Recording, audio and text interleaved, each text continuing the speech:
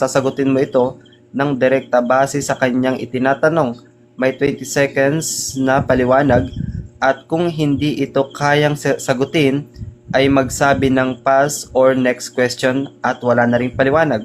Number 3, patapusin muna ang tanong bago mag-object. Number 4, tig isang objection lang at counter objection. Number 4 pala yan. Number 5, bawal mag-object sa oras ng presentation. Number 6, kung magkamali ng objection, ito ay wawarningan ng moderator.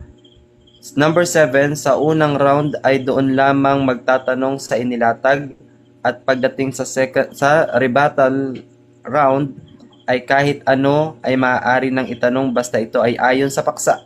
Number 8, kung ikaw ay nagpahayag at sumagot ng walang kinalaman sa paksa ay maaaring itong itanong sa iyo. Number 9, bawal ang ad hominem at side comment.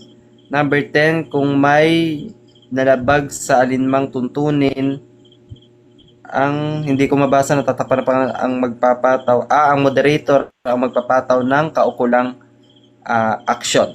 So, nag-agree ba kayong dalawa? Affirmative and negative? Agree bro, agree. Yes po, no. Agree ako, Okay. Mr. Moderator. At meron lang akong idadagdag na rules na kung saan ay ang aking pagpapasya ay official at hindi ko na ito babaguhin pa. So ngayon, pakihanda po ng timer at bibigyan ho natin ng tagi-1 minuto upang magpakilala ang bawat debater, no? Uunahin po natin 1 minuto sa affirmative, ipakilala mo ang iyong sarili. Ayun, magandang gabi sa lahat mga kaibigan at sa ating kadebate, sa ating moderator at saka sa host. Paunang salita lamang, no, Mr. Moderator, sa ating mga kausap. Ako po ay hindi opisyal na debater ng Seventh-day Adventist. Ako po ay isa lamang ordinaryong membro na nagtataguyod ng pananampalatayang Adventist at nagtatanggol nito. Kung meron man akong masabi na dito sa ating debate, ay yun po ay sa akin lamang at hindi po ito sa kabuuan ng Seventh-day Adventist.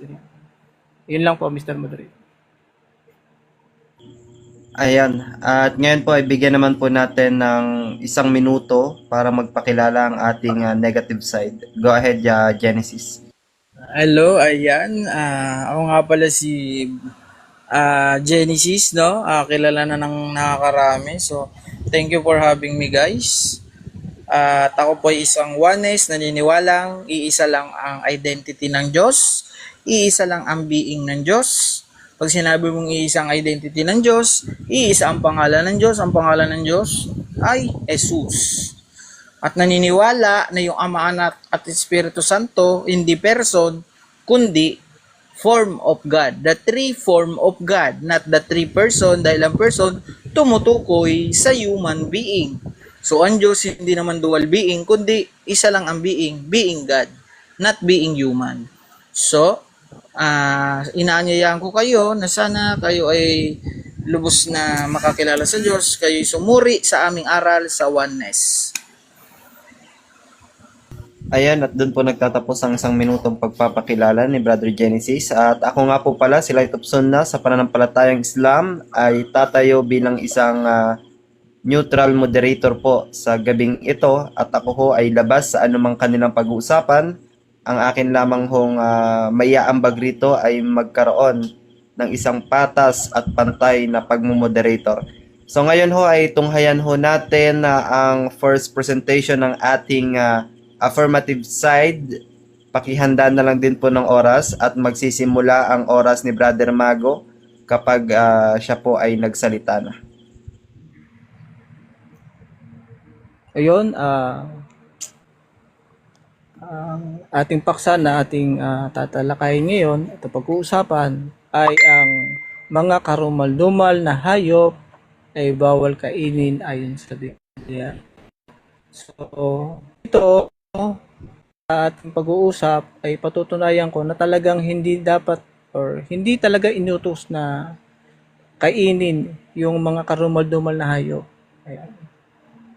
Ngayon, ang una kong tanong para dito ay may kautusan o utos ba ang Diyos patungkol sa karumal-dumal na hayop na hindi makakain or bawal kainin? Meron bang utos?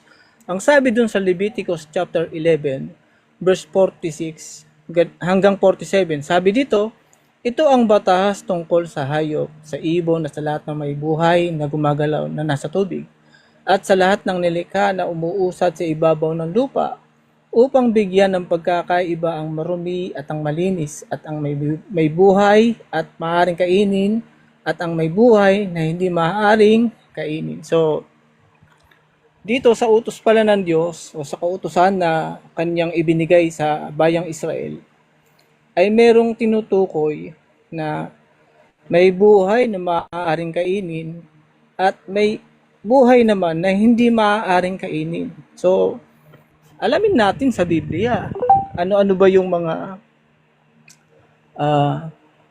mga may buhay na yon or na hindi maaaring kainin. Ayan. So dito sa Leviticus pa rin, ang talata ay 4. Itutuloy natin yan hanggang 10. Medyo mahaba nga lang ito, baka maubos ang ating oras. Pero pahapyawan ko lang. Sabi rito, gayon man, huwag ninyong kakainin ang mga ito sa mga ngumunguya at doon sa mga may hati ang paa. Ang kamelyo, bagamat ngumunguya, ngunit walang hati ang paa, ito ay marumi para sa inyo. At ang kuneho, bagamat ngumunguya, subalit walang hati ang paa, ito ay marumi para sa inyo. At ang liebre, bagamat ngumunguya, subalit walang hati ang paa, ito ay marumi para sa inyo. At ang baboy, bagamat may hati ang paa, at biyak, subalit hindi ngumunguya, ito ay marumi para sa inyo. Yon. Sabi sa verse 8, huwag ninyong kakainin ang kanyang laman at huwag ninyong hihipunin ang kanilang mga bangkay. Ang mga iyon ay marumi para sa inyo. So kung itutuloy mo pa yan lahat, ay hanggang 20, yan po yung yung mga karumal-dumal na iniutos na huwag kainin. O ngayon, ang dapat naman nating alamin, kung may bawal palang kainin, ang tanong, bakit ba inutos ng Diyos na huwag kainin? Di ba? Ang sagot ng Biblia, maliwanag. Sabi doon sa chapter 11, verse 44, sabi roon, sapagkat ako ang Panginoon ninyong Diyos, kaya't pakabanilin ninyo ang inyong sarili. Kayo'y maging banal sapagkat ako'y banal. Huwag ninyong durungisan ang inyong mga sarili sa pamamagitan ng mga anumang umuusad sa ibabaw ng lupa. Sa verse 43, sabi roon, huwag ninyong gawing karumal-dumal ang inyong sarili sa pamamagitan ng anumang umuusad na gawin ninyong marumi ang inyong sarili sa pamamagitan ng mga iyan upang huwag kayong marumihan nila. So, dito mga kaibigan, mga kapatid, malinaw na kung bakit iniutos ng Diyos na huwag kainin, no? Upang huwag silang marumihan, dahil ang gusto ng Diyos, sabi dun sa verse 44, ay sila'y magpakabanal. Dahil ang Diyos, ang sabi dun sa talata, ako'y banal. Yan. Ngayon, pagdating sa kautusan na yan, nagpapatuloy ba yan hanggang sa panahong Kristiyano? Basahin natin yung yung aklat ng Gawa.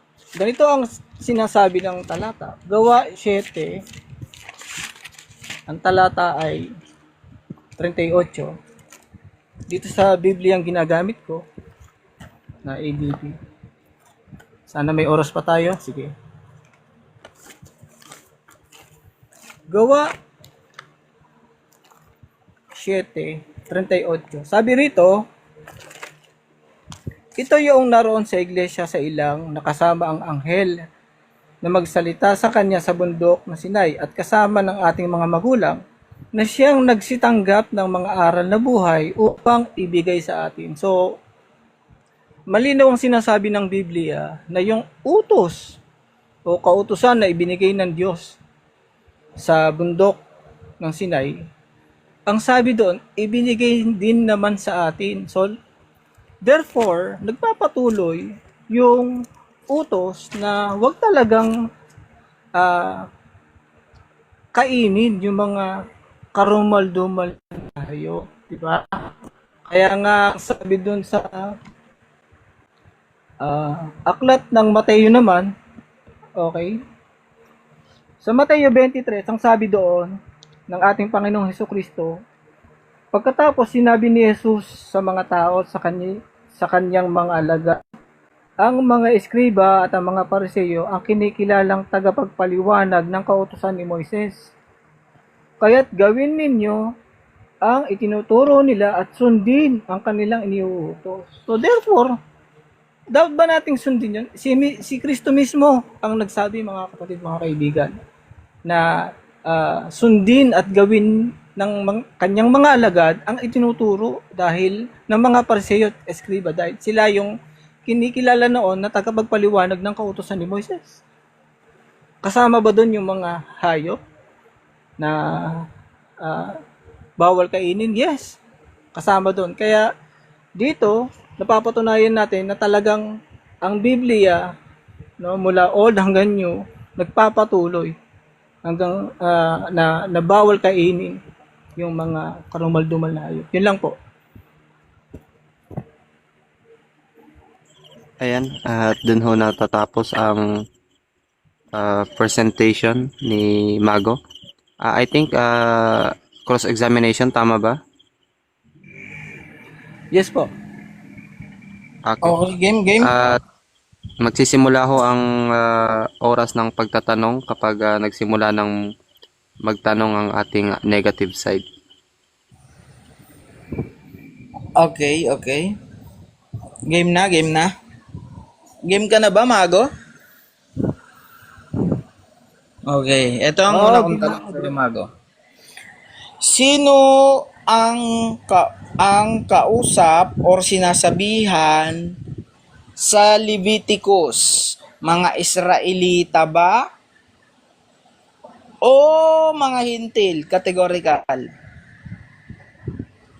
Yung mga Israelita, bro, ang kausap ng Diyos. Ang sinabihan ng Diyos na particularly dapat si Moises yun tsaka si Aaron na kanyang sasabihin dun sa kanyang bayan yung utos na pagbabawal kainin yung mga karunungan. Next question. Kung Israel pala ang kausap doon at sinasabihan ng kautusan na patungkol sa pagkain ng mga hayop na may biyak ang paa, ngunit hindi ngumunguya at iba pang karumal-dumal, ngayon, iniutos din ba yun sa mga hintil batay sa makabagong tipan? Yes or no? Yes, inutos pa rin yun. Kaya nga ang sabi nung kung nakinig ka ng talata na ginamit ko doon sa 7:38 ng gawa, yung mga Kristiyano nung una, no, yung mga alagad, Next nagpapatuloy hanggang sa panahong Okay, next question. May nilikha ba ang Diyos na masama? Yes or no? wala. Ang sabi ng Biblia doon sa aklat ng Genesis, yung kanyang nilikha, lahat ay mabuti. Ayan. Okay. So, matuturing mo bang masama yung mga hayop na pinaniniwalaang mong nakakaparumi sa tao? Yes or no? Ano ulit? Mr. Moderator? Post time. Okay. Paki-clarify ng... Nakakasama ba? Okay. Nakakasama ba sa tao o nakakaparumi yung mga hayop na sabi mo ay pinagbabawal ayon sa Leviticus? Nakakasama ba? Yes, nakakasama. Yun nga yung utos ng Diyos eh. Inutos ng Diyos yan sa bayang Israel na huwag kakainin yun. Eh, yun ang sinasabi ng talata eh. Na kapag kinain mo, magiging marumi ka. Magiging karumal-dumal sa iyo. Karumal-dumal sa iyo. Ang sinasabi ng talata. Pag kumain ka nun. Next question. Okay, next question. Okay. Nakakaparumi ba sa tao, spiritually and physically, yung pagkain ng mga sinasabi mong karumal-dumal? Yes or no? Yes. Physically, sinasabi ng Biblia na doon sa aklat ng Levitico na even yung paghipo, kaya nga ang sinasabi ng Biblia, eh, kapag humipo ka, eh, magiging karumal-dumal ka. So spiritually, ganoon din naman yun dahil ang ang ang utos ng Diyos kasi, 'di ba? Hindi lang naman for physically, spiritually talaga kahit Next question. naman Okay, next question. Ayon sa latag mo kanina na ang tinanggap na kautusan ng mga magulang natin ay tinanggap din natin sa base sa bagong tipan, may nabanggit ba doon or meron ba doon na specific na tinutukoy is yung pagkain karumal-dumal or yung mga pagkain ipinagbabawal ni Moises? Yes or no? Meron o wala? verbatim wala. Pero malinaw dito talata na yon, aral na buhay yan eh. Yung tinanggap nila sa bundok ng Sinai, kasama yan eh. Yung mga pagkain ng mga karumal-dumal na yan. Okay? Okay, next Kasama question. yan. Next question na bro.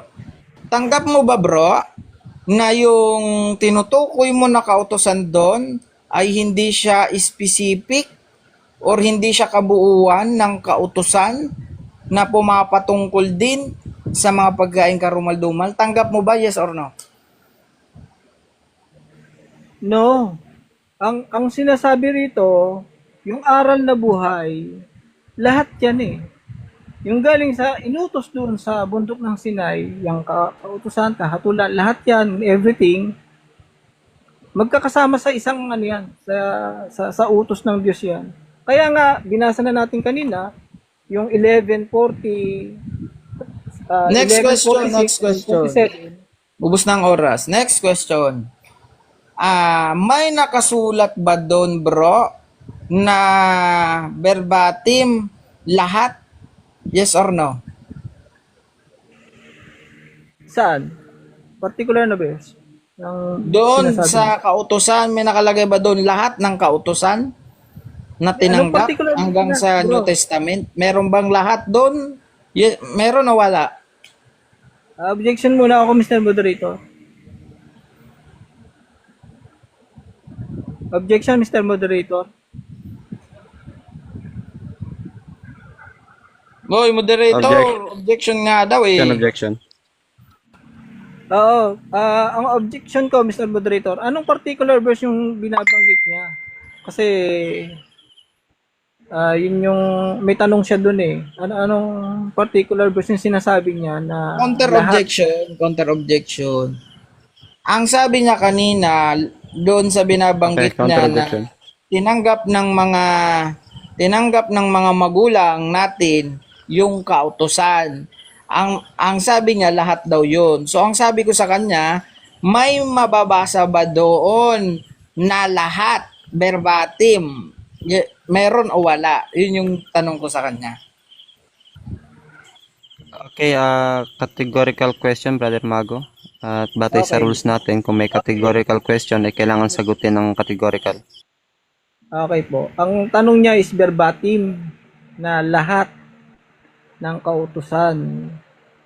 Wala pong mababasa doon na lahat. Pero ang nakasulat, yung tinanggap nila, inaaral na buhay, yun yung tinanggap din naman ng mga Kristiyano. Eh dito sa talata, sa bundok ng Sinai ibinigay eh. So lahat yun. Kahit hindi mo mabasa ng verbatim. Next question. So, batay sa sagot mo na walang mababasa, so tanggap mo bro, naunawa mo lang yang sagot mo, yes or no? No, nakasulat nga sa Biblia, oh. Yung sinasabi ng talata, yung tinanggap nila na aral na buhay, galing yun sa bundok ng Sinai. Ibinigay naman sa atin, sabi niya ganun sa talata. Therefore, lahat ng utos na yan, kasi doon naman iniutos ng una eh. Okay, sabi mo, nakasulat at hindi mo unawa, may mababasa ka ba verbatim na lahat ng utos, verbatim, tinanggap nila? Meron o wala? Wala nga verbatim yung lahat doon, wala. Pero yung tinutukoy diyan na aral na buhay galing sa bundok ng Sinai, lahat 'yan. Lalabas niyan talaga lahat. Kasi galing nga sa bundok ng Sinai eh. Again, uulitin ko, verbatim. Kung babasahin mo yung talata, verbatim wala. Time's up, time's up, time's up. Ayan ho, at inyo hong nasaksihan ang unang cross-examination. Ngayon ho, ay dadako naman tayo sa first presentation ng negative side. Magsisimulang oras mo kapag nagsalita ka na.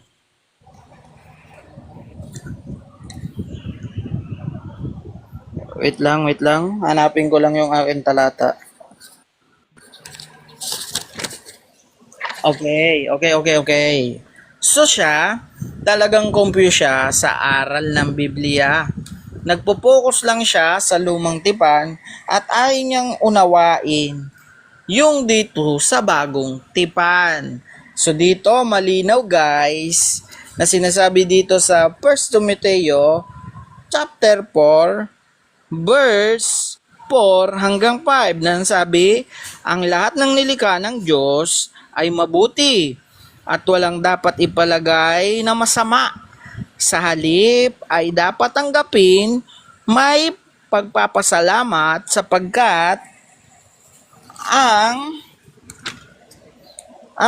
mga ito'y nililinis ng salita ng Diyos ng panalangin. So, ibig sabihin dito guys, malinaw na pinapatungkulan na walang nilikha ang Diyos na nakakapagparumi sa tao. Sapagkat kung may nilikha ang Diyos na nakakapagparumi sa tao, magiging masama ang Diyos.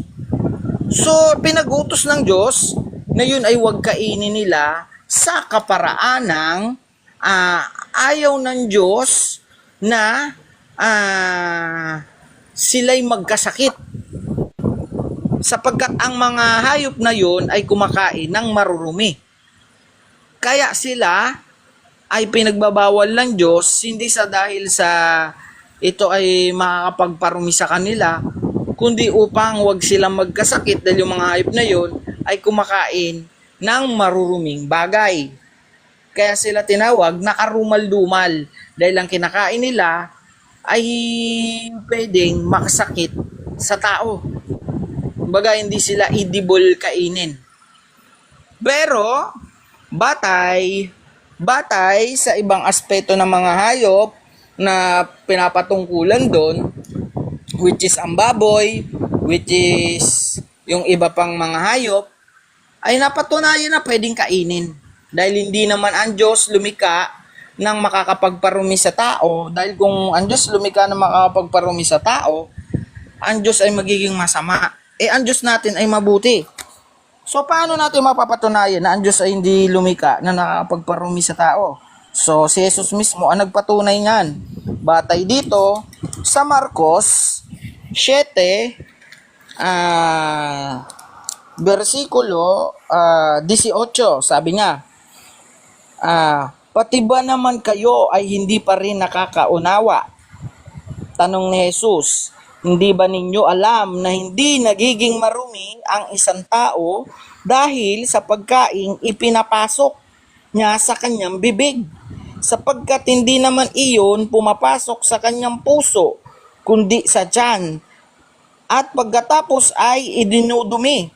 So, ibig sabihin ng Panginoon, hindi ka nagkakasala or nagiging marumi batay lamang sa iyong kinakain, kundi sa iyong mga sinasalita. Dahil ang nakakapagparumi nga sa tao ay yung kanyang sinasalita at hindi yung pumapasok, which is yung pagkain physically, kundi yung kanyang nilalabas. Dahil yung nilalabas niya spiritual yun. Dahil ang sabi sa Biblia, ang salita ng Diyos ay espiritu, at ang sabi ng Diyos, hindi lamang nabubuhay ang tao batay sa pagkaing hindi lang nabubuhay ang tao base sa tinapay, kundi base sa salita ng Diyos na nagmumutawi sa kanyang bibig. So, ibig sabihin, ang pagkaing spiritual or ang salita, mapamasama o mabuti, nakabatay dito yung karumihan mo or yung kalinisan mo. So, ibig sabihin, ang pagkain ng anumang pagkain ay hindi mismo nakakapagparumi. Kasi kung ang Diyos lumikha ng pagkain nakakapagparumi sa tao, ang Diyos ay lalabas. Lumikha siya ng karumihan. So, ang Diyos pala ay Diyos ng karumihan, kung ganon. Ang Diyos ng kalinisan. At lahat ng kanyang nilikha ay mabuti, so marapat lamang na ipagpasalamat mo ang lahat ng pagkain sapagkat ito ay nilikha ng Diyos na mabuti. So, pinatunayan naman yan doon sa binasa natin nung una, na dapat nga, sabi ni Pablo, ipagpasalamat natin dahil ang Diyos ay lumikha ng lahat ay mabuti. So, ngayon naman, meron ditong isang pangitain, si Pedro, na kung saan siya ay sinubok ng Diyos pakainin ng mga pagkain ayon sa tradisyonal ng mga Hudyo ay karumal-dumal o para sa kanila marurumi or hindi edible kainin. So, tumanggi siyang kainin at sinabi sa kanya ng Panginoon, ang nilinis ko nga ay malinis na. So, ibig sabihin, sa panahon ng Panginoong Jesucristo, nilinis niya na ito batay sa kanyang salita. Ibig sabihin, kung binasbasa na ng Diyos yan na yan ay malinis, malinis na yan. Kaya dapat,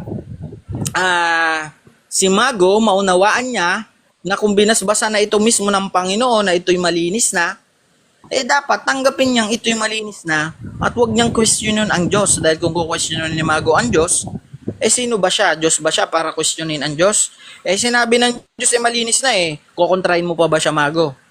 So, mas matalino ka pa ba sa Diyos, Mago? Mas matalino ka pa ba sa Panginoong Jesucristo na nakakaalam ng mabuti't masama at nakakakilala sa Ama at siya sinugo ng Ama upang ipakilala ang Ama? So, mas marunong ka pa ba sa Kanya para sabihin mong pwedeng kainin ito ay hindi pwedeng kainin ito sapagkat ito ay marumi? Sabi niya, ang nilinis ko ay nilinis na. So, ibig sabihin hindi na yun marumi, Mago. Time. Ngayon ay dadako tayo sa cross-examination. Paki-prepared ng oras, host. Okay, magsisimula ang iyong oras sa iyong pagtatanong. Okay. Ang tanong ko, una Genesis, doon sa binanggit mo, doon sa Marcos 7:19, may binabanggit doon, sa salitang ito'y nililinis niya ang lahat ng pagkain. Ang tanong ko, ano yung salitang iyon na nililinis sa lahat ng pagkain, base doon sa context ng talata? Kaya ang ibig niya sabihin doon, bro, binabasbasan niya. Ibig sabihin, kapag ito'y salita, ito yung basbas, which is yung tinutukoy niya doon, ang nilinis niya nga ay malinis na. So, ayun yung bro, salita ng Diyos.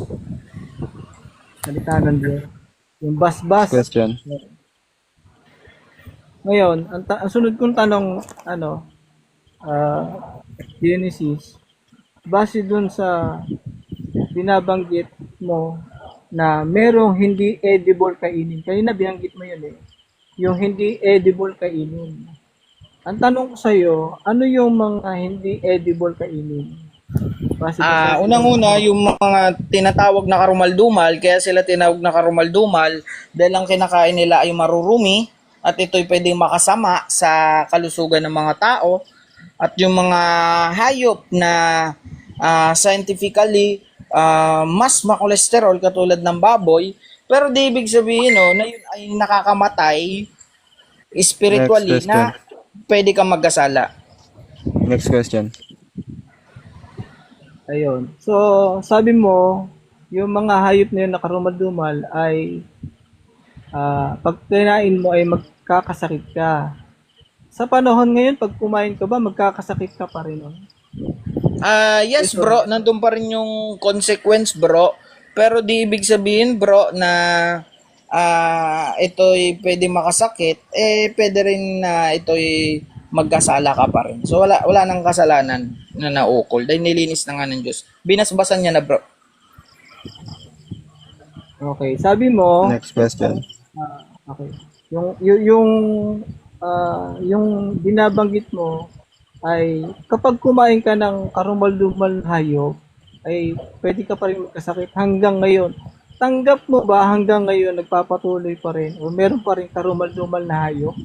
Yes or no? Okay, kung karumal-dumal na hayop, yes. Dahil ito ay di naman nagbago ng mga kinakain, ng pagkain nila ay pagkain karumal-dumal pa rin. Which is kumakain sila ng mga bagay na katulad ng mga isdang walang kaliskis. Ito'y naging janitor fish ng karagatan. At ang mga hayop na ngumunguya, ngunit Next question. ay hindi ngumunguya, ngunit may butas ay. Next question. Okay. May butas daw. Ay, ano eh. Sunod kong tanong ay, doon sa Marcos 7:18-19 na ginamit mo, bro, nilinis na ba ni Kristo dito yung hayop na sinasabi mo karumal-dumal? Yes or no? Yes bro, dahil ang ibig sabihin ng kanyang nilinis niya spiritually na hindi ka na magkakasala pag kinain mo yun. Nilinis na ano? Nilinis niya spiritually na hindi ka na magkakasala spiritually and physically. Hindi ka na magkakasala physically at saka Next question. spiritually. Next question. Doon sa aklat ng gawa na ginamit mo, gawa Gis, ay sinasabi doon na nilinis uli ng Diyos ang mga hayop, sabi doon, di ba? So, ngayon, tanong ko sa iyo, pang ilang paglilinis na itong ginawa dito sa aklat ng gawa? Una o ikalawa? Batay sa kanyang pahayag, pinatotohanan ni Jesus nang siya'y nasa lupa at pinatotohanan niya ulit kay kay Pedro, hanggang sa kay Pablo. So, hindi lang makalawa, kundi may katlo. Next Makatatlo question. pa na nilinis uli ng Diyos. So therefore, Genesis, sa Marcos, sa gawa, sa Marcos 7, 19, 18-19, ay merong hindi nalinis dito. Yes or no? Wala bo, dahil lahat nga inilinis niya na. Next question. Bot na nilinis niya. Okay. Next question, dito sa aklat ng gawa na ginamit mo, ang sabi mo kanina, doon sa chapter, sa verse 10, sabi ron, sa 15, at muling dumating sa kanya ang tinig na ikalawa, ang nilinis ng Diyos ay huwag mong ipagpalagay na marumi. At tanong ko sa iyo, meron ka bang mababasa doon verbatim na karumal-dumal na nilinis ng Diyos? Walang verbatim, pero ang sabi niya, ang nilinis ko nga ay nilinis dahil ang pinakita doon ay mga karumal-dumal, batay doon sa binabanggit ni Pedro sa kanyang pangitain. Next question. So, inaamin mo bro, walang nilinis na karumal-dumal, kundi ang nilinis yung marumi. Yes or no? No, dahil ang malinis na nga hindi nalilinisin, kundi ang nililinis, kundi ang marumi. Yan, tanong ko ulit, Mr. Moderator, ano? May mababasa ba rito na sinasabi ng Diyos na Objection nililinis niya- moderator, objection moderator. Ito, hindi pa tapos yung tanong ko What's eh. the time? Wait lang kasi batay dun sa rules natin kanina, patapusin ang tanong bago ang okay. objection. Okay, continue na yung time. Mr. Moderator, sabi ron sa Go ahead. 10:15, ang nilinis ng Diyos, huwag mong ipagpalagay na marumi. Ang binabanggit naman doon sa 14, hindi siya kumakain ng bagay na marumi at karumal-dumal. Sa 15, sinasabi doon ay huwag ipagpalagay na marumi. Ang tanong, kasama ba doon sa binabanggit sa 15 yung karumal-dumal? Yes. O yan. Yun ang tanong ko. Yes bro, dahil common sense naman bro, alangan naman linisin pa ng Panginoon yung malinis na nga na hayop. Natural ang lilinisin niya yung para kay Pedro ay marumi. Dahil si Pedro nga ang pinakitaan doon at kausap ng Diyos, natural, para kay Pedro marumi yun, pero ang sabi ng Diyos, Okay, ang last linis ko ay question. hindi Last marumi. question. Last question.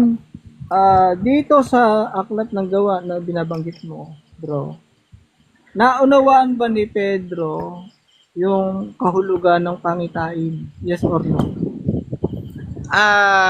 Yes bro, naunawaan niya dahil sinabi niya pa nga na ikinuwento niya. So ibig sabihin bro, may pangunawa siya bro dahil di niya man makikwento kung wala siyang pangunawa. Common sense na lang bro. Okay, time's up. So, yun po ang cross-examination. Ngayon ho, idalak muna tayo sa rebuttal period. At affirmative side, kung ikaw ay handa na, simulan mo na at magsisimula na rin ang oras mo. Okay. Kanina, no, binabanggit niya kanina na nagpapatuloy pa rin daw yung mga karumal-dumal na hayop hanggang sa panahon natin. Na ang sinasabi naman niya, kung nagpapatuloy yun, na meron pa rin karumal-dumal na hayop, eh, ibig sabihin ay meron talagang bawal kainin. Kasi karumal-dumal na hayop, hindi naman sinasabi doon na na hindi pa nagpapatuloy eh. Oh. Ngayon, umamin na naman siya na talagang merong hindi edible kainin ng mga hayop hanggang sa panahon. At kapag kumain ka daw, noon, sabi niya, ay magkakasakit ka. O, diba? So kinokontra niya, sarili niyang sinasabi na kung talaga palang nilinis na ng Diyos, di sana wala ka ng sakit pagka kinain mo. Kaso nagkakasakit ka pa rin eh. Di ba? Oo. Narurumihan pa rin yung katawan mo dahil sa pagkain mo ng mga karumal-dumal. Oo. Ngayon, ito naman ang para ayusin natin yung kanyang pamalian, yung kanyang mga talata. Sa totoo lang, yung Marcos 7:18 hanggang 19, wala namang karumal-dumal na hayop yan na binabanggit niya. Kung kukunin mo lang yung konteksto niya, nagalit yung mga Hudyo dahil kumain ng tinapay na marumi ang kamay. Sabi dun basahin natin ng Marcos 7, sabi doon, at kanilang nakakita ang ilan sa kanilang mga alagad na nagsisikain ng kanilang tinapay na mga kamay na marurumi sa makapid bagay mga kamay na hindi hinugasan. So therefore, ang pinag-uusapan pala rito, kung bakit nagagalit yung mga Hudyo sa mga alagad, kasi ayon sa kanilang tradisyon, dapat kasi maghugas ka eh. Di ba? Maghugas ka ng kamay. Sabi dito sa verse 4, sa verse 3, sabi roon, sapagkat ang mga Pariseo at ang lahat ng mga Hudyo ay hindi nagsisikain, kundi muna mga guhugas na maingat ng kanilang mga kamay na pinaghahawakan ang mga saling sabi ng matatanda. So, dito, wala talaga eh. Kahit na sabi mo, ano ba nilinis dito? Wala naman eh. Walang nililinis dyan na hayop. Kundi yung pumasok sa tiyan nung mga alagad, tinapay, wala namang hayop eh. Tinapay yung pumasok. Kaya kung sasabihin ni Genesis na lahat ng lahat ng lahat ng hayop daw ay nilinis na, eh saan naman yan nabasa? Wala nga siyang mabasa diyan eh, na hayop yung kinain eh. Para sabihin niya na nilinis. Oh, ngayon, dun sa Gawa chapter 10, hindi niya kasi tinuloy yung ano eh, yung pangitain ni Pedro. Ano ba nangyari doon? Literal ba 'yon? Hindi nga literal 'yun eh. Yung mga hayop, merong yung isinisymboliko. Bagamat nakita niya yung mga hayop na 'yun, magkakasama, 'di ba? Yung apat ang paa, lumilipad, gumagapang, 'di ba? Eh wala nga diyan sa talata na 'yan, yung lamang dagat. O mamaya, tingnan natin kung mayroon siyang mababasa diyan na nilinis yung lamang dagat. Sa chapter 11 ng Levitico, may lamang dagat eh. Kung nilinis yon, hanapin niya ron sa talata ng Gawa 10 kung meron siyang mababasa. Di ba? Yan. Ngayon, ano bang naunawaan ni Pedro? Nalinis ba talaga ang hayop? Yun ba talaga? Eh, sabi dito, sa verse 28, at sinabi niya sa kanila, nalalaman ninyo na hindi matuwid sa isang taong Hudyo na makisama lumapit sa isang taga-ibang bansa. At gayon may pinakilala sa akin ng Diyos na sino mang tao ay huwag kong tawaging marumi o karumal-dumal. O yun pala yung ano ng vision eh. Yun yung kahulugan ng vision. Para sa kanila kasi, yung mga hintil, marumi. Di ba? Kaya hindi sila nakikisalamuha sa mga hintil. Ang gusto ng Diyos, tanggapin niya eh. Di ba? Huwag niyang ituring na marumi o karumal-dumal.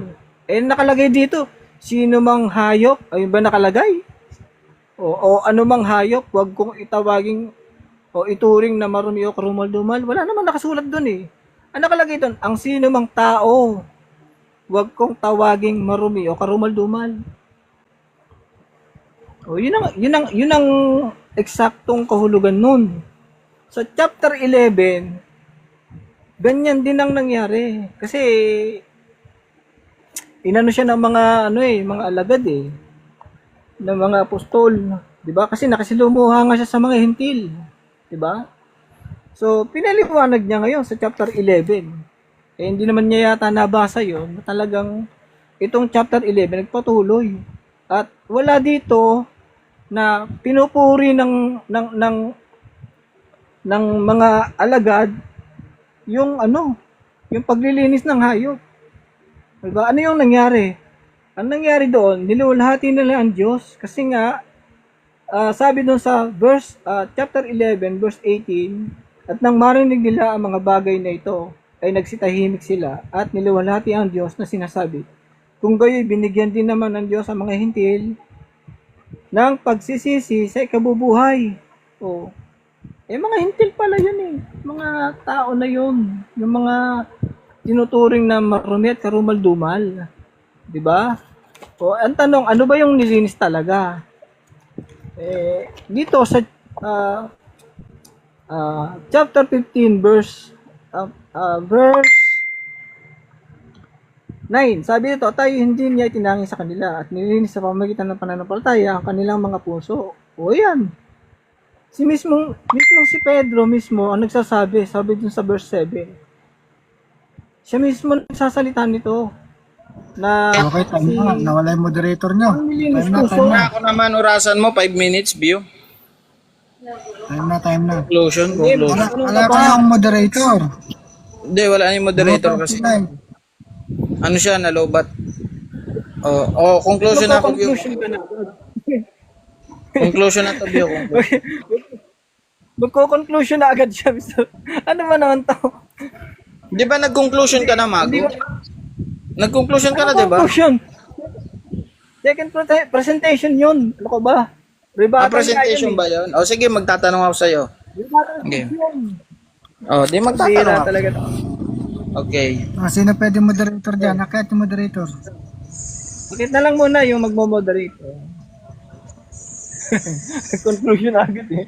Naku, wala Gusto pa na akong lumabas. moderator Okay, moderate ko na kayo para matapos lang. Kating-katin na eh. Okay lang ba sa inyo ako na mag-moderate? Okay lang yun, no problem. Oh. Okay, so ayan, dadako na tayo sa pangalawang presentation. Dito kahit Hindi, ano, hindi. ay pwede nang. Ha? Magtatanong muna siya sa Okay, affirmative. so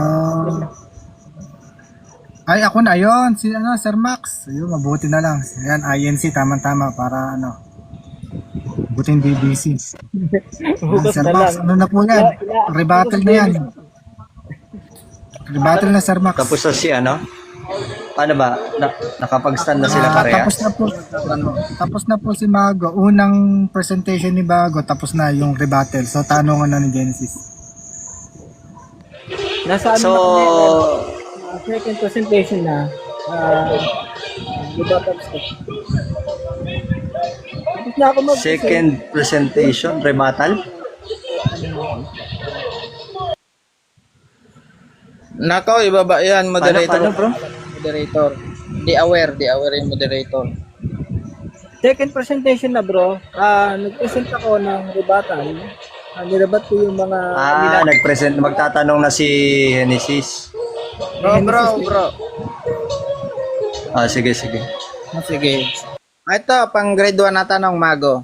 Yung marurumi at karumal-dumal, hayop ba yun? Yes or no? Objection, Mr. Moderator. Pakilinaw yung tanong. Ano ba yung Okay, sa verse ba siya? Leviticus. Okay, sa Leviticus, bro. Saglit, Genesis. Ano yung objection? Lilinawin niya yung tanong niya? Opo, lilinawin ko lang Ano nga? kasi hindi ko alam kung anong particular verse yung binabanggit niya. Yung particular verse. Sige, pakilinaw na lang kung ano yung particular verse na tinatanong mo. Okay, ako ang nagtatanong, huwag mo turuan magtanong na. Objection, moderator, ha. Wag nga akong turuan sa gusto kong itanong. Okay, Counter-object yan, Genesis. Counter-object yan. Ang ruling ko nga, para makuha ni Mago yung tanong mo, magbanggit ka ng verse ko, alin yung tinatanong mo sa verse. Okay.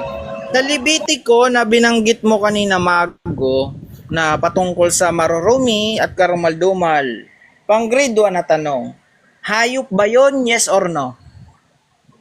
Yes, hayop yun. Yung nandun sa chapter 11 ng Levitico.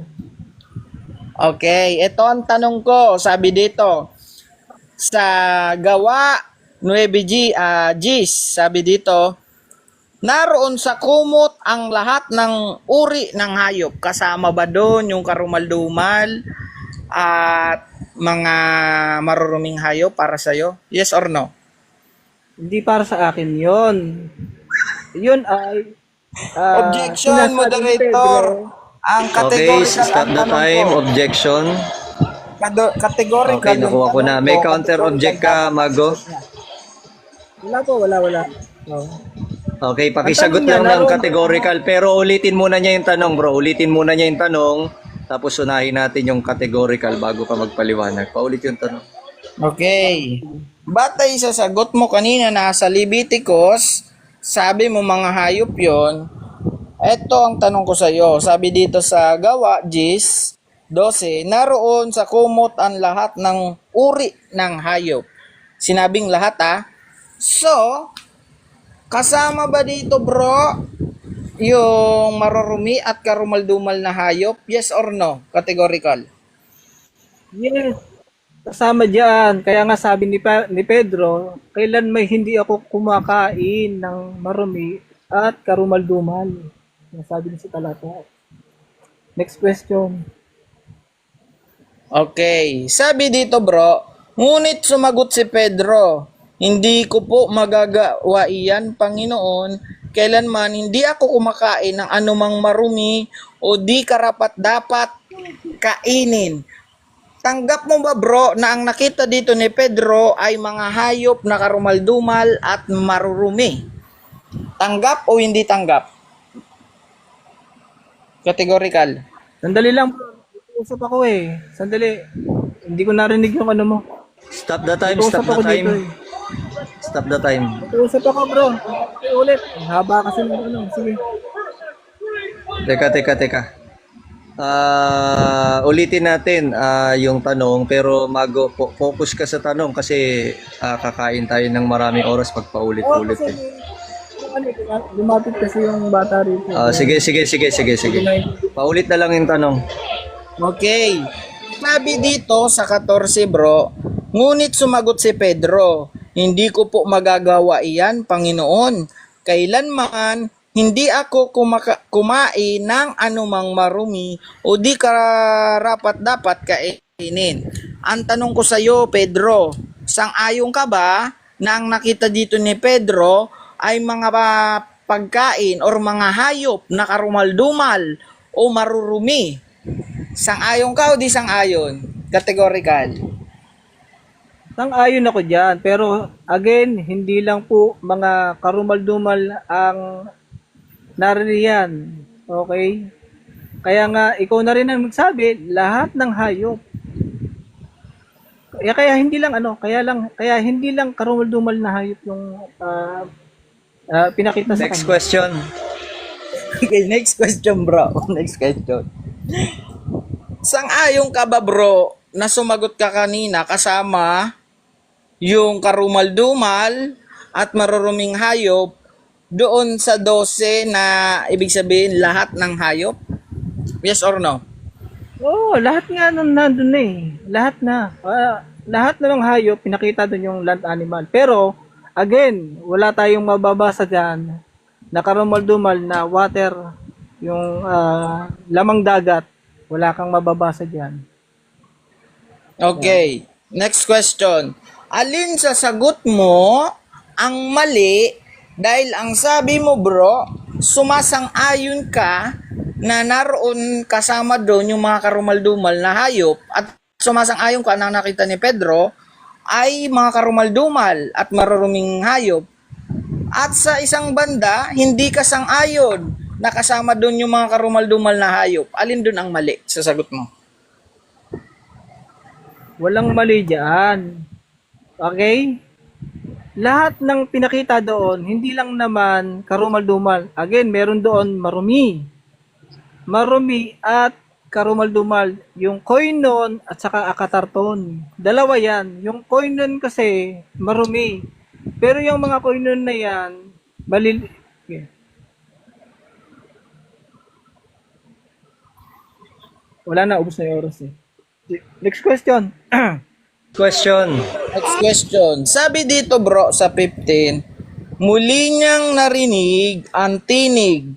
Huwag mong ituring na marumi ang nilinis na ng Diyos.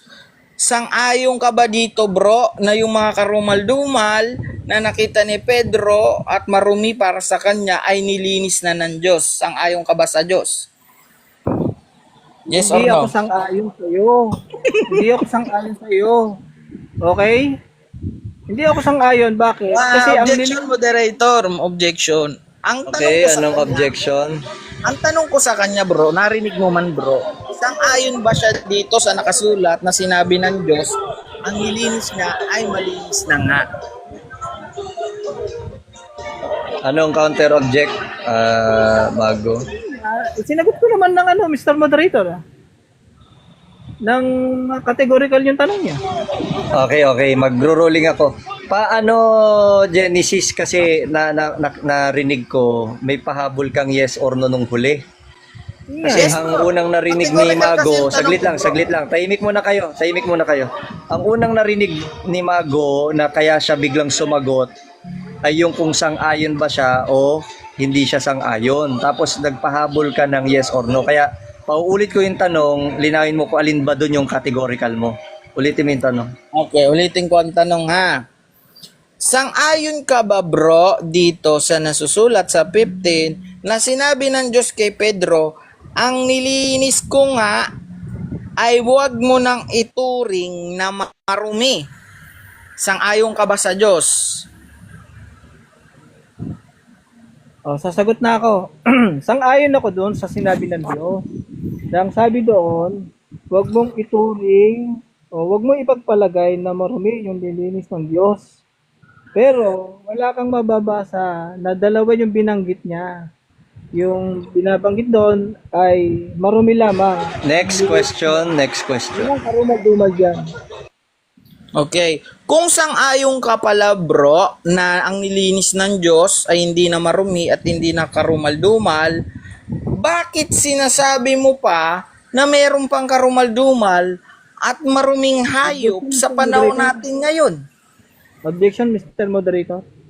Anong objection? Wala naman akong binabanggit na ang nilinis karumal-dumal eh. Ang sinasabi ko dyan, ang nilinis niya marumi. May counter object ka? Genesis? Objection ko, moderator. Wait lang, counter objection. Saglit lang, Mago, yung counter object na. Kung sang-ayon pala siya doon bro, dapat wala na kaming debate ngayon. Kung ang stand niya pala, stand ko rin, di na sana kami nag-debate. Ano yun? Okay. Ang ruling ko, saglit lang, tig isang objection lang. Ang ruling ko, dahil nasa second na tayo, round, pwede naman niya itanong kahit ano, Mago. At nasa pagsagot mo, nandun naman explanation eh. Kung para sa'yo, mali yung tanong niya, may kalayaan ka naman, sagutin mo lang muna yung kanyang categorical. Kung categorical, pero narinig ko naman, hindi naman categorical yung tanong niya, so malaya ka sanang sagutin yun. So magbigay ako ng viewerista, one violation, pero wala pa namang minus to. Mali kasi objection ni Mago na mag-object siya. Wala namang nalabag na rules Kaya nga ako nag-object, Genesis. Mr. Moderator. Hindi, meron nga, Mr. Moderator eh. Binibigyan, policy yun eh, bro eh. Kasi binibigyan Bro, niya. isang objection lang tayo, bro, kasi hindi ako pwedeng kaya sinabi mo o hindi mo sinabi once na nagtanong siya, kaya ka nga may oras na 20 seconds, bro. Kung para sa'yo mali yun, may 20 seconds ka para pamalian yung sinasabi niya sa pamamagitan ng pagsagot mo. Kaya ko sinasabing mali ang objection mo kasi hindi mo pwedeng tutulan kung ano man yung itatanong niya. Kasi ang panahon mo lang sumagot. So, kaya ako nagbibigay ng isang violation sa dapat ang i-object mo lang kung mali ba kung may nalabag ba siyang rules. Wala naman siya nalalabag na rules sa ginawa niyang pagtatanong. Kaya, pakiulit lang yung tanong, Genesis, tas sasagutin ni Mag. Question na lang ako bro, okay lang po ba? Hindi, ulitin natin yung tanong kasi pero kung hindi sasagutin na ni Mago yun, tatanungin ko muna si Mago, sasagutin mo ba yung tanong niyang yun o magne-next question na lang siya?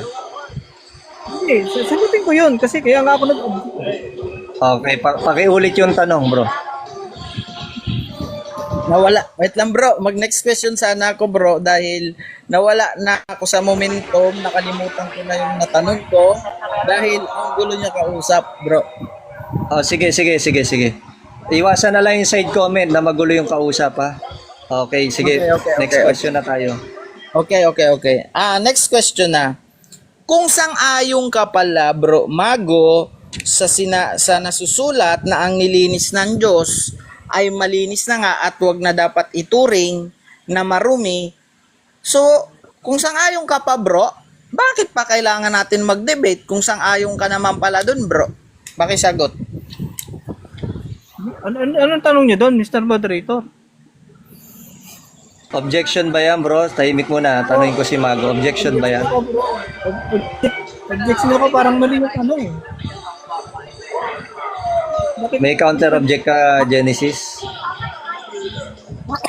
So, ang objection mo, Mago, parang mali ang tanong. Ikaw, Genesis, anong objection mo? Okay. Objection moderator, may kalayaan ako dahil wala naman ditong rule na pwedeng itanong ko lang ay batay sa nilatag niya, kundi may kalayaan ako magtanong kahit wala sa nilatag niya.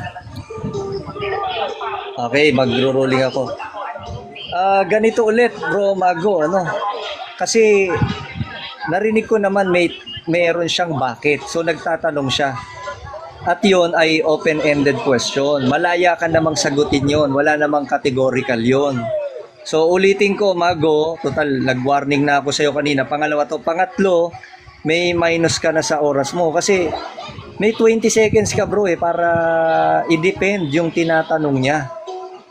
'Di ba? Para sagutin yun. Sabi ko nga, open-ended question naman yun. Walang categorical yun. Narinig ko naman, nagtanong si Genesis na bakit tayo nagdedebate kung hindi ka naman pala tutol dun sa yun, yung kaninang binabanggit niya. Malaya kang sagutin yun bro eh. Kaya lang nag-object ka, so nag-consume tayo ng oras na dapat sana sinasagot mo na. So wrong objection ulit yun. Kaya second warning yan bro, Mago, ano? Pauulit ko na lang ulit yung tanong. Ulitin ang tanong. Okay, ulitin ko ang tanong, bro. Sabi mo kanina, bro, sang-ayon ka naman na sinabi ng Diyos, ang nilinis ko nga ay wag mo nang ituring na marumi o karumal-dumal. So bakit, eto ang tanong ko, bro, bakit pa natin kailangan mag-debate kung sang-ayon ka naman pala, bro, doon sa sinasabi ng Diyos na ang nilinis niya ay malinis na nga at hindi na karumal-dumal. So wala nang karumal-dumal, bro. So, ito yung sagot ko. Kung bakit tayo nagdedebate. Kasi nga, mali ang pakahulugan mo doon sa chapter 10. Unang-una, sinabi ko na ng una, hindi yan hayop. Literal na hayop. Hindi yan, bagamat, yung nakita sa vision ni Pedro ay hayop. Pero, dahil nga vision mo, meron niyang kahulugan. Next question tayo, Genesis. Next question. Kung sang-ayon ka naman pala, bro, so bakit mo tinututulan na hanggang ngayon nananatili pa rin karumal-dumal at hindi malinis yung mga hayop na pinagbabawal? Tutol nga ako kasi nga 'di ba? Dahil hindi naman nga ang tinutukoy dito sa chapter 10 na vision, hindi naman nga hayop yung nilinis ng Diyos, kundi yung mga tao. Ang sabi dun sa verse 28, kung nakikinig ka kanina, wag niyang ituring Next question. Next question, bro.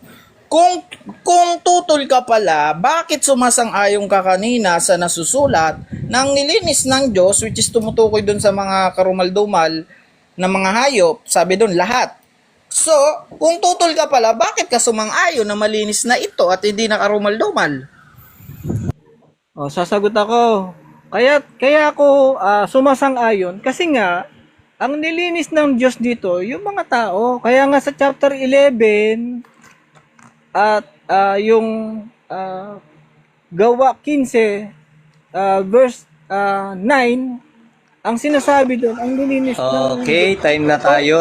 Natapos na ang pagtatanungan, pati ang pagsagot. So, shoutout lang sa 14 viewers, no? Meron pa yata ang natitirang oras. Hindi, time lang sa yung pagtatanungan ni ang pangalan nito, ni Genesis. So, ngayon, dadako na tayo para mabilis tayo. Dadako na tayo sa rebuttal dahil negative si Genesis, rebuttal na niya. Ilang minuto yan, View? Yung rebuttal. Isa pa pong tanungan. Isang last stand po ni Genesis pa. Tapos tatanungan siya ni Bago. Rebuttal nga. Rebuttal ni Genesis. Pagkatapos nga ng rebuttal, seven. yung cross-exam. Okay, 7 minutes rebuttal ni Genesis. Pag nagsalita ka, mag-uumpisa yung 7 minutes mo, bro. Okay, umpisan ko na ang seremonya. Unang-una, litong-lito po si kapatid natin na Mago sa kanyang paniniwala. Una, sumasang-ayon siya na yung sa Leviticus ang binabanggit doon na mga pinagbabawal, mga hayop, which is mga hayop na karumal-dumal at marurumi. Sumang-ayon siya na hayop narinig nyo. Ngayon, tinanong ko siya kanina, napakalinaw ng tanong ko mga kapatid, narinig nyo naman. Sabi ko pa dito sa 12, sa 12 ng Gawa, sabi ko, kasama ba dito sa lahat ng hayop yung mga karumal-dumal at marurumi na nakita ni Pedro na pinapakain sa kanang Diyos? Sumang-ayon siya, 'di ba? Sumang-ayon siya. Oo, kasama. So ngayon, tinanong ko siya ulit, sang-ayon ka ba na yung mga karumaldumal na hayop na nakita ni Pedro at marurumi, sinabi ng Diyos na ito'y nilinis niya na at wag nang ituring pang marumi. Sumang-ayon siya ha, sinabi ko hayop. Ngayon, bigla na naman siyang di sang-ayon dahil ang tinutukoy na doon tao. So, malinaw po, debate ito. Hindi po ito pabaliktaran ng utak. Hindi po ito pwede mong bali-baliin yung sagot mo. Kung ano yung sinagot mo base sa categorical na tanong sa'yo, panindigan mo. Kung hindi ka pala sang-ayon, huwag kang sasagot ng categorical. Pwede ka mag none of the above dahil sabihin mo, tao yung pakahulugan ko dyan. Pero sumagot siya ng categorical sa tanong ko na mga hayop ito na nilinis ng Diyos, sumang-ayon siya. So doon pa lang po, dapat nga i-stop na ng moderator dahil talo na siya, sako na siya dahil umamin siya, galing mismo sa bibig niya yung pagkatalo niya na sumang-ayon siya. Kaya sinabi ko sa kanya, kung sang-ayon ka pala bro, sa aral or dito sa pakaunawa ko or dito sa sinasabi ng Diyos na ang nilinis niya dito ng mga hayop na marurumi para kay Pedro at sa ibang mga Hudyo, nilinis niya na at ito hindi na maituturing pang marumi. So bakit pa natin kailangan mag-debate? Sabi niya kasi, magkaiba kasi yung pagkaunawa natin. Hindi naman yun yung pinupunto natin dito. Napakalinaw, di ba? Kitang-kita nyo kung gaano niya niloloko sarili niya. Batay sa rule ng debate, no? Malinaw. Na kapag tinanong ka ng categorical, ibig sabihin sumasang-ayon ka or nauunawaan mo yung tanong na nagtatanong sa'yo kung ano yung pinapatungkulan nito kaya ka sumasagot. Ngayon, bigla siya magdadahilan na di daw sasang-ayon dahil ang pinapatungkulan niya daw nalilinis ay tao. Wala naman ako tinatanong tungkol sa tao. Ang tinatanong ko napakalinaw tungkol sa hayop. Paulit-ulit ko tinatanong tungkol sa hayop. Wala akong... Tsaka unang-una, malinaw no sa Leviticus, ang tinutukoy doon na marurumi, mga hayop, hindi naman mga tao. So, kung ang unawa niya pala dyan ay tao yung marurumi, di labag na yan sa Leviticus dahil ang maruruming tinutukoy doon is mga hayop, bro. Mga hayop ang marurumi doon, hindi mga tao, bro. At ang sabi pa ng Panginoong Jesucristo, bro, napakalinaw, walang pagkain na nakakapagparumi sa tao, kundi yung nilalabas. Sapagkat yung pinapasok ay dinudumi rin, kundi yung inilalabas, dahil itong inilalabas pwedeng makasakit ng ibang tao at pwede rin makabless ng ibang tao. So, ibig sabihin bro, mas nakakaparumi yung nilalabas kaysa sa pinapasok. So, dyan pa lang bro, mali ka na ng pag-unawa mo na nakakapagparumi yung pagkain sa tao. Dyan pa lang din bro, nilalapastanganan mo na yung turo ni Moises na tinuro din ng Diyos at pinasa hanggang sa kapanahonan ng Panginoong Jesucristo, hanggang sa kapanahonan ni Pablo. So pinatotohanan ng 3 beses hanggang kay Pablo, si Pablo mismo nagpatunay din na dapat ipagpasalamat ang lahat ng pagkain sapagkat ang Diyos ay hindi naglikha ng masama, kundi lahat ng nilikha niya ay mabuti. So, ibig sabihin lang bro, kung binasbasa na nga ng Diyos yung bro, huwag mo na ituring na masama na bro. Pakiusap ko naman sa'yo bro. Dahil, kinakalaban mo na niyan ang Diyos. Hindi ako bro ang kine-question mo sa totoo lang. Hindi ako ang kine-question mo ngayon. Ang kine-question mo bro, ang Diyos. Ang Panginoon nakalagay doon, Diyos. Sa gawa, Diyos bro. Diyos ang nagsasalita kay Pedro bro. At sinabi niya mismo, nilinis niya. Basbas siya mismo bro ang nagbasbas na pwede na yung kainin. Dahil nilinis na nga eh. So kung nilinis niya bro, wag mo nang ituring na marumi. Yung nakita doon ni Pedro, napakaliwanag no? Nakita niya, ayaw niyang kainin dahil ito ay marumi. Sabi niya, kailanman hindi siya kumakain ng mga hayop. May sinabi ba siya doon? Mga tao? Mga hayop. Ang nakita niya doon bro, hindi mga tao. No? So ibig sabihin bro, ang pinapatungkulan doon bro, na nakita niya sa pangitain, mga hayop. double meaning man bro yung pakaulugan niyan dahil yan ay pangitain. Pero hindi maiwawala bro na yung nakita niya sa pangitain is mga hayop mismo bro. Ha? Mga hayop. At si Kristo mismo kung ayaw mo tanggapin yung gawa na yan bro dahil sabi mo pangitain lamang at ang pangitain na ito tumutungkol sa mga hintil, ang Panginoong Jesucristo nagsabi rin mismo bro, no? Doon sa binasa natin sa Marcos 7, no? Na hindi nakapagparumi ng tao yung pagkain pumapasok sa bibig, no? So doon pa lang bro, kung sasabihin natin na hindi pagkain yung mga maruruming hayop na yon, di karumal-dumal, bakit sinabi ng Panginoon na hindi ito nakakapagparumi bro? So ibig sabihin lang bro, lahat bro, kasi sabi niya pagkain, lahat ng makakain bro. Lahat ng pwede mong kainin, hindi yan nakakapagparumi bro. Gets mo? So, dyan pa lang bro, hindi akong kine-question mo, kundi ang Diyos. Mas marunong ka pa ba sa Diyos bro? Okay, time tayo sa rebuttal stage ng negative side. Huwag na natin patagalin to. Dadako na tayo, 7 minutes, cross-examination ng affirmative sa negative. Ready ka na ba bro, Mago? Ready na bro, ready na. Ready ka na ba sa pagtatanong mo? Apo, okay na ako. Pa-unmute, Mago. Hello. Mago. Hello? Yan. Okay na? Mag-unmute ka bro. Okay na ba? Okay na? Ayan, Okay, naka-unmute ako. pag nagsimula yung tanong mo, sisimulan na rin yung oras mo. Okay naman, sige. Magtanong na. Anong ko dun sa Leviticus chapter 11 ay may mababasa ba doon na karumal-dumal na lamang dagat? Yes or no? Wala bro, pero binanggit doon na mga isda na walang kaliskis. So, laman dagat din yan bro. Common sense. Next question. Ano ba talaga ang sagot mo? Meron ba o wala? Okay, walang mababasang verbatim, pero yung isdang walang kaliskis bro, kung gagamitan mo ng common sense, laman dagat din yon. Next question. So, meron lang ang lamang dagat. Okay, sabi mo may lamang dagat, common sense, may lamang dagat.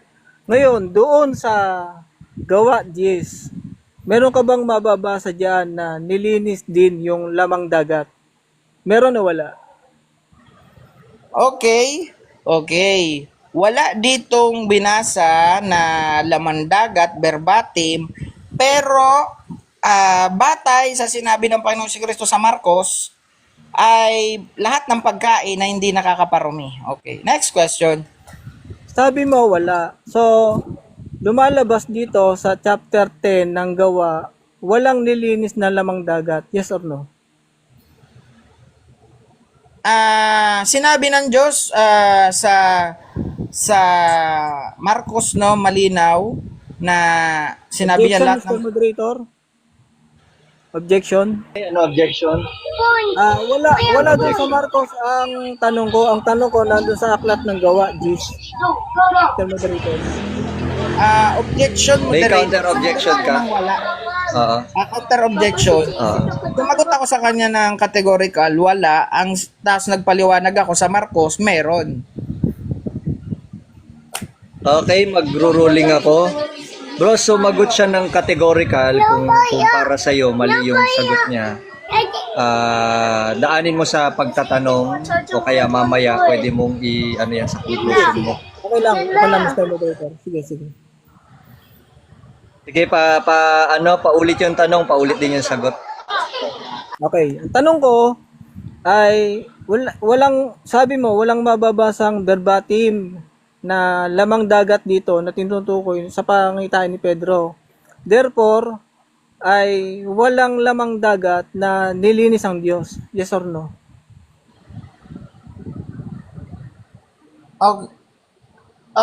Counter objection. Ay, iniba niya yung tanong niya, bro. Ay, counter objection. Objection, moderator. Iniba niya yung tanong niya, bro. Sige, sige bro, sige. Total, tigisang object lang naman. Paulit na lang yung tanong, bro Mago. Kasi sumasagot siya kanina, nasagot naman niya ng categorical para lang maliwanag. Ay uulitin mo yung tanong, tapos Ulitin na lang, sasagot bro. ulit Sige. siya ng categorical. Sabi niya kanina ay walang verbatim na mababasa na nilinis din yung lamang dagat. Kaya ang tanong ko sa kanya is kung wala pa lang nilinis na lamang dagat, ibig sabihin meron pang umiiral na mga karumal-dumal. Objection, moderator. Ang sabi ng... Okay, objection, moderator. Okay, anong objection? Pagbibigyan ko, last objection na to kasi pinaulit lang natin tanong eh. Sige, ano Ang yan? sabi kasi ng moderator kanina kay Mago, ulitin yung tanong. So nagtanong kanina kasi si Mago patungkol sa gawa. Doon siya nagkaroon ng categorical na tanong. So dapat doon niya ulitin niya mismo yung pinakatanong niya doon sa gawa. Iniba niya yung tanong niya eh. Okay. Last na to, bro Mago. Ulitin ko na lang. Hindi ko narinig yung kaninang ano mo eh. Hindi ko narinig kanina yung ano mo eh. Paulit yung tanong mo, batay dun sa na may categorical na meron o wala. Paulit na lang. Ito. Ulitin ko yung tanong. Dito sa aklat ng gawa, Gis, may mababasa ba na verbatim na may nilinis na lamang dagat? Meron o wala? Wala. Ang sagot ko, wala. Dahil ang mababasa mo dyan, hindi mo mababasa dyan, kundi sa Marcos. Dahil ang sabi sa Marcos 7, ay pinatotohanan ng Panginoon na hindi nakakarumi ang pagkain pumapasok sa bibig. So, kung may common sense ka, bro, pagkain naman yung... Question bro, next question. Pabantayan yung oras sa next question. Next question. Base doon sa ginamit mong talata, ano ang kinain ng mga alagad? Tinapay o karumal-dumal na hayop?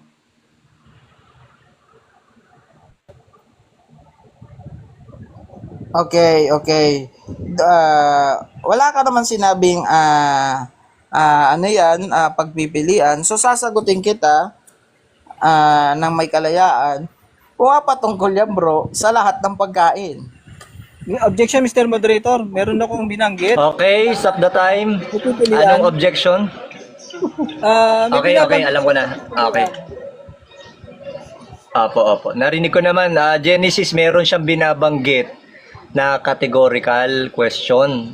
Meron siya. Ano nga yung pagpipilian mo, Mago? Bago ko pa ulit yung tanong. Ano yung alagad na pumasok sa kanilang tiyan?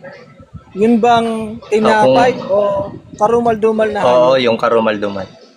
Yun yung pagpipilian niya, bro, kung tinapay o karumal-dumal na hayop. No, pagka naulit-uli na hindi ka sumagot ng categorical kasi tumatakbo rin yung oras ni Mago eh. So mag-warning ako sa iyo, bro. So paulit ko yung tanong, bro Mago, ulitin mo yung tanong at sasagutin niya ni Genesis. Okay po. Base dun sa sinabi niya, nandun daw sa Marcos 7:18-19, nandun daw yung mga lamang dagat. Particularly, lamang dagat, yung karumal-dumal. Ang tanong ko ay, ano ba ang kinain ng mga alagad? Tinapay o karumal-dumal na hayop? Okay. Ang kinain talaga nila dyan, bro, kung ang ano mo dyan sa puntong yan, nakausap nila, ay mga tinapay. Pero, ang talinagan niya, bro, hindi tungkol doon sa tinapay, kundi sa mga pagkain na karumal-dumal. Na hindi Next question. Next question, ano ang mali mong sagot na nandito sa Marcos 7:18-19 na nilinis ng Diyos o ni Kristo yung karumal-dumal na hayop o tinapay? Okay, wala akong maling sagot dahil parehas tama yon dahil magkaiba ng context yung binibigay ko sa yung sagot. Next question. Next question. Dito sa 19 ng 7:19, may mababasa ka ba rito na lamang dagat na pumasok sa tiyan nila? Meron o wala? Okay, walang mababasa verbatim, pero pag sinabi mong lahat ng pagkain or pagkain pa rin naman yun. Kung may common sense ka, gets mo na yun, bro. Okay, next question. Yung bang pagkain dito, ano ito sa Greek? Broma o akatarton? Pass ako, bro, dahil ang usapan natin Tagalog lang, bro, hindi Greek. Okay. Next question tayo. Next question. Dahil pass, next question agad. Doon sa Timoteo na ginagamit kanina, ano yung binabanggit doon na pagkain? Akatarton o broma? Okay, pass ako dahil nonsense yung niya tanong. Pass. Next question. Bro, teka lang ha. Moderator's time. Pag pass tayo, bro, wala nang palipaliwanag. Pag pass, next question na agad tayo. Sige na, Mago, next question. Okay. Question. Sabi mo doon sa aklat ng Gawa, Gis, walang mababasa na lamang dagat na nilinis ng Diyos. Tanggap mo ba na walang nililinis na lamang dagat ayon doon sa talata ng Gawa, Gis? Tanggap o hindi tanggap? Kung dun, bro, tanggap ko dahil wala naman doon binanggit na laman dagat, pero batay sa Marcos, meron.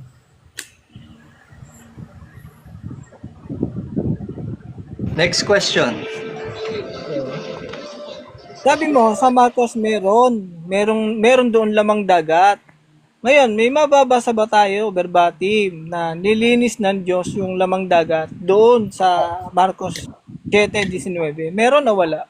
Okay, wala mababasang verbatim. Ulitin ko ang sagot ko, pero kung may utak kayo, no, or may common sense ka, bro, pag sinabi mong lahat, ibig sabihin kasama na yung bro. Kasi pagkain din naman yung bro. Okay. Doon sa aklat ng Gawa 7:38 na binabanggit ko kanina, yung aral na buhay. Kasama ba dito yung mga aral na pagbabawal ng pagkain ng karumal-dumal? Yes or no? Hindi, no, dahil wala man naman siyang specific at unawa mo lang yan, naniniwala ako sa Bible at hindi sa unawa mo. Next question.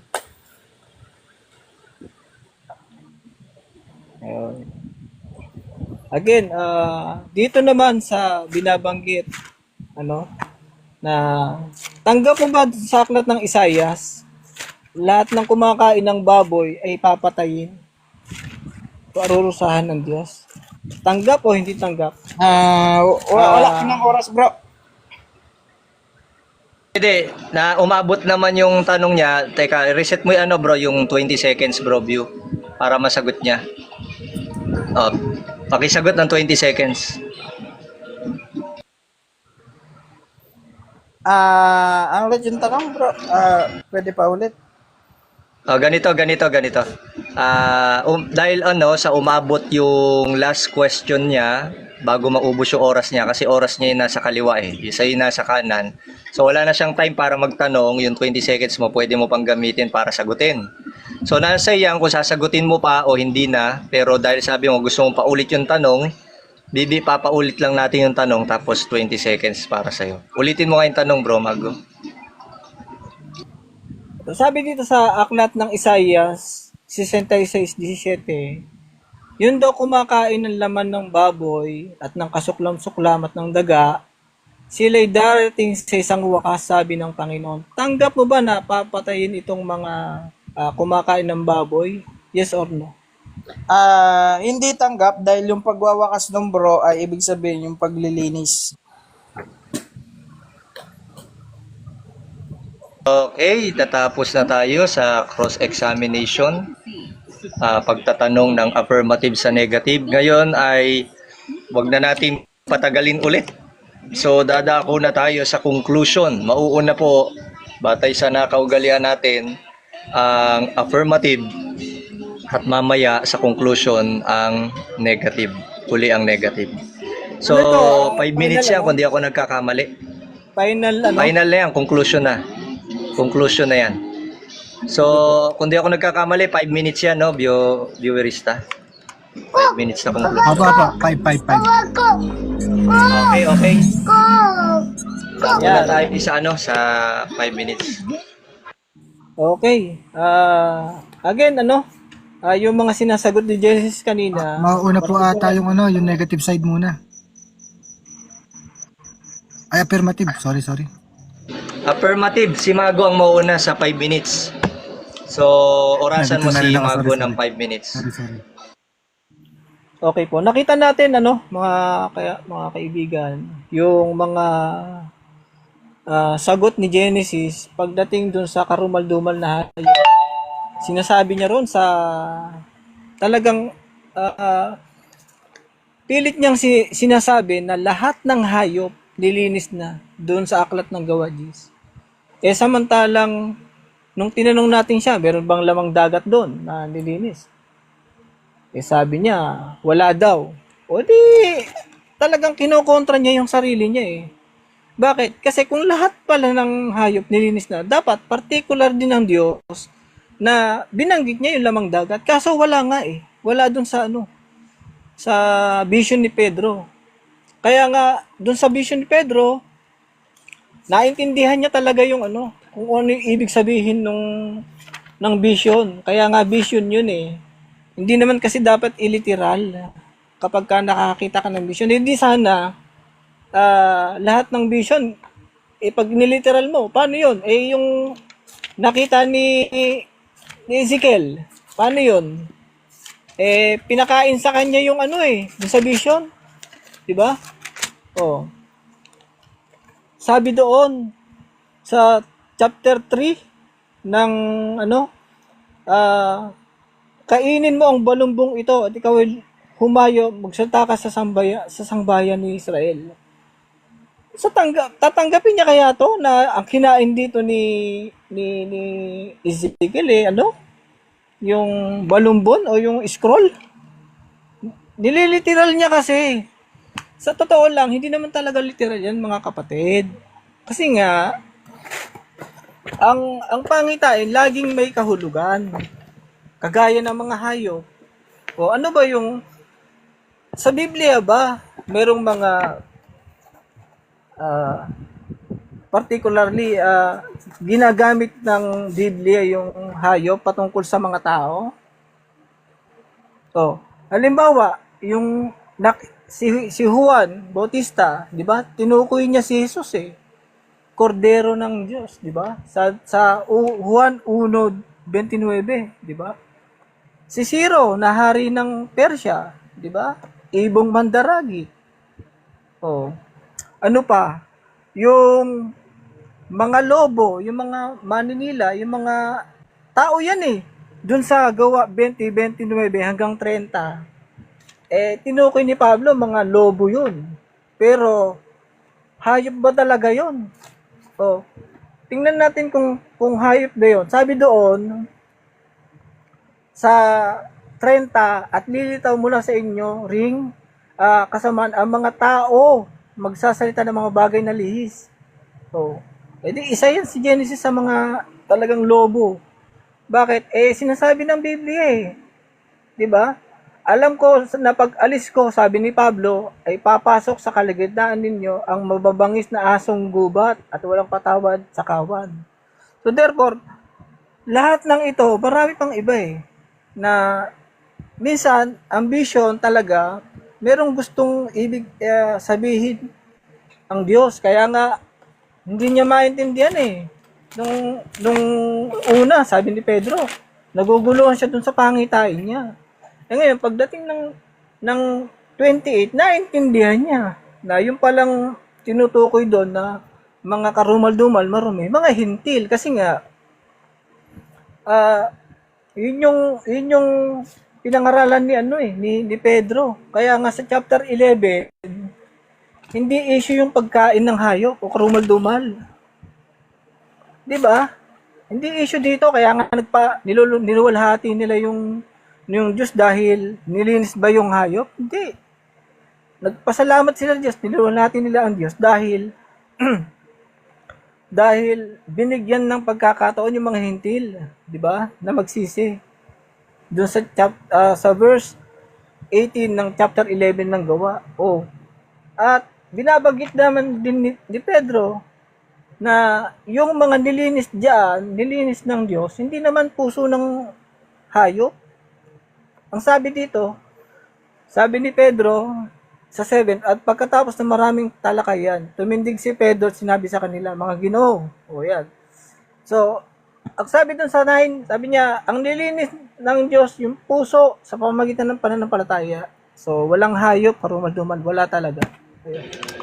Okay, time. Natapos na ang conclusion ng affirmative. Ngayon ay dadako tayo sa conclusion ng negative. Pag nagsalita ka, negative, magsisimula 5 minutes. Okay, boring.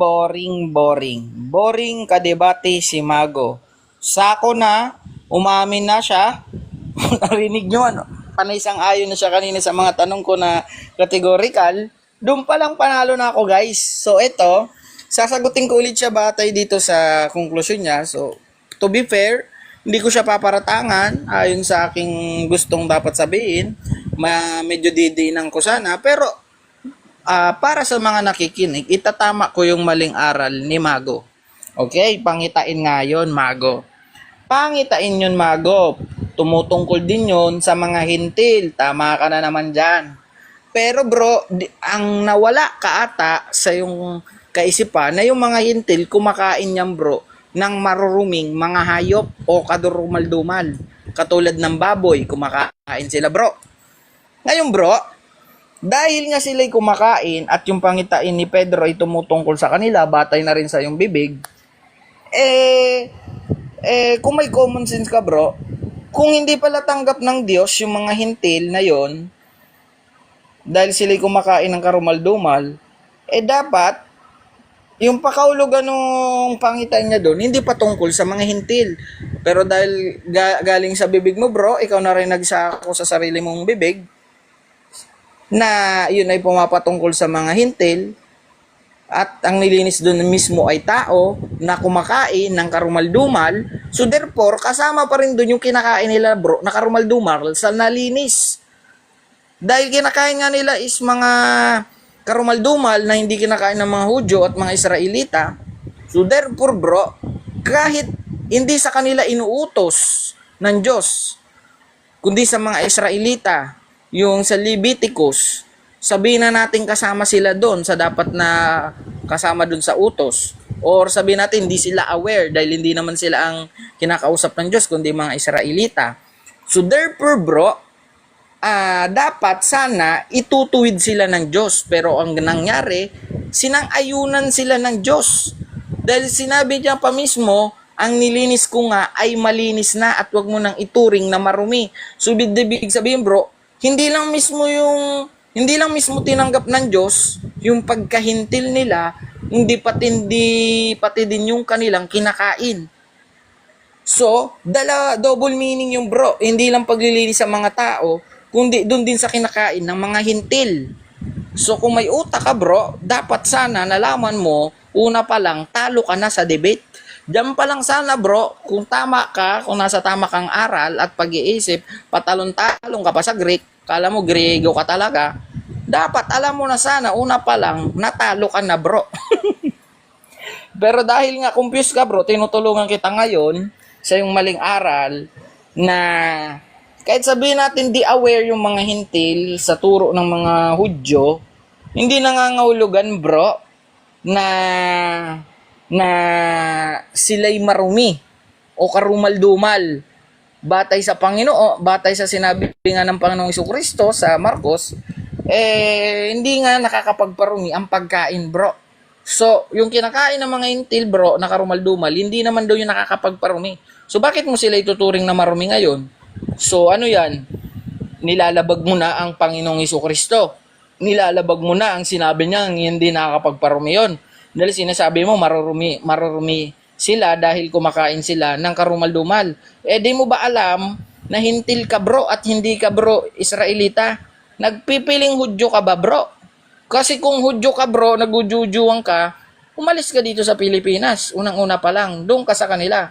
At pangalawa, kung gusto mo sundin yung utos ni Moises sa Leviticus, dapat bro, huwag kang kumain ng seafood. Dapat lahat yun masunod mo bro. Kasi sabi ng Panginoon, isa man sa kautusan ang hindi mo masunod, ay lahat ng kautusan ang hindi mo na nasunod. So diyan pa lang bro, sako ka na dahil wala kang common sense. Pangalawa, ang sabi ng Panginoon, ang pinamakahalagang kautusan ay ibigin mo ang Panginoon mong Diyos ng buong puso, buong kaluluwa, buong lakas, at lahat ng kautusan ay masusunod mo na. Pangalawa, ibigin mo ang iyong kapwa gaya ng pag-ibig mo sa iyong sarili. At pag nagawa mo yan, ay iniibig mo ang Diyos. So paano yan bro? Wala ka talagang common sense. At kagaya ng sinabi ko, una pa lang sana bro, alam mo nang talo ka. Yun lang masasabi sa bro. Okay, salamat sa dalawang debaters. So, ang viewers na bahalang humusga sa kung para sa kanila sino ang nasa katotohanan. At kung para sa kanila yung affirmative or negative yung mas napalutang yung paksa